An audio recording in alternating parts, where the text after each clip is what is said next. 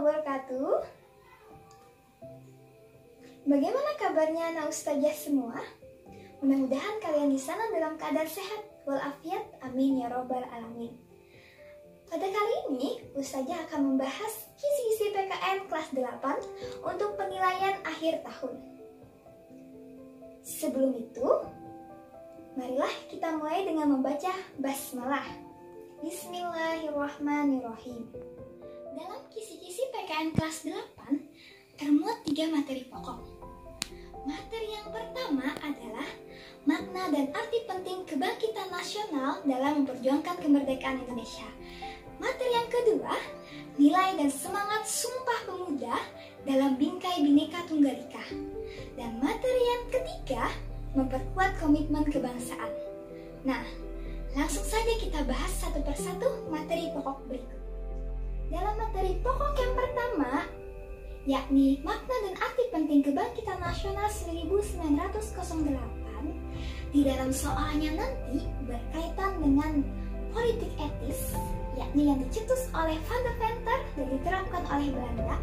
Seperti yang ustazah jelaskan di kelas, politik etis ada 3. Yang pertama, edukasi, transmigrasi, dan irigasi. Kemudian, nanti juga ada soalnya yang berkaitan dengan arti penting sebuah makna kebangkitan nasional. Lalu, soal berikutnya berkaitan dengan bagaimana keadaan atau kondisi bangsa Indonesia sebelum dan sesudah kebangkitan nasional. Dan yang terakhir, organisasi kepemudaan di dalam kebangkitan nasional. Soalnya nanti ada 3 organisasi yang ustazah muat. Pertama, Budi Utomo. Kedua, Sarekat Dagang Islam, dan Indich Partij. Dan yang paling penting, nanti ada soal yang dimana kalian wajib meneladani sikap tokoh kebangkitan nasional sebagai wujud mensyukuri nilai-nilai kebangkitan nasional dalam memperjuangkan kemerdekaan Indonesia. Setelah kebangkitan nasional dan melahirkan yang namanya pergerakan nasional berkaitan dengan materi pokok yang kedua, yakni Sumpah Pemuda, nanti di dalam soalnya terdapat yang pertama, latar belakang kenapa lahir Sumpah Pemuda. Kemudian yang kedua, faktor internal dan eksternal, faktor dari dalam, faktor dari luar, kenapa adanya Sumpah Pemuda.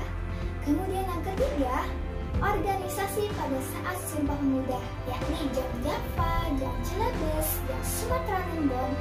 Kemudian yang keempat adalah kalian wajib mengetahui makna dan arti penting isi dari Sumpah Pemuda. Dan yang terakhir, sikap kalian dalam meneladani dan mensyukuri nilai-nilai Sumpah Pemuda. Setelah ini, nanti ada cuplikan gambar yang berkaitan dengan materi tadi.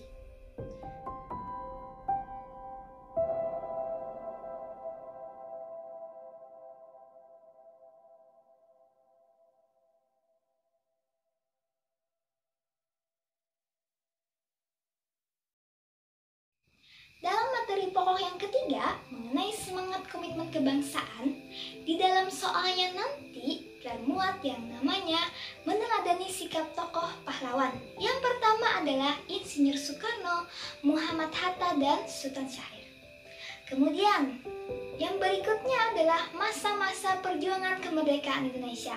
Ada 2 masa yang nanti ustazah keluarkan di dalam soalnya. Yang pertama, masa periode 1, di mana masa sebelum adanya pergerakan nasional, di mana Indonesia dulu adalah negara kerajaan.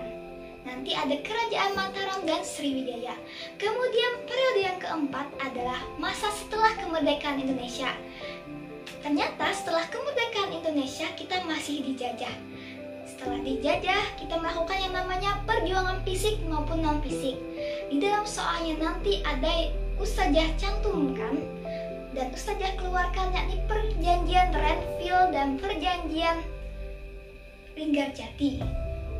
Terakhir adalah meneladani tokoh pahlawan bangsa yang sudah berjuang dalam mempertahankan kemerdekaan Indonesia.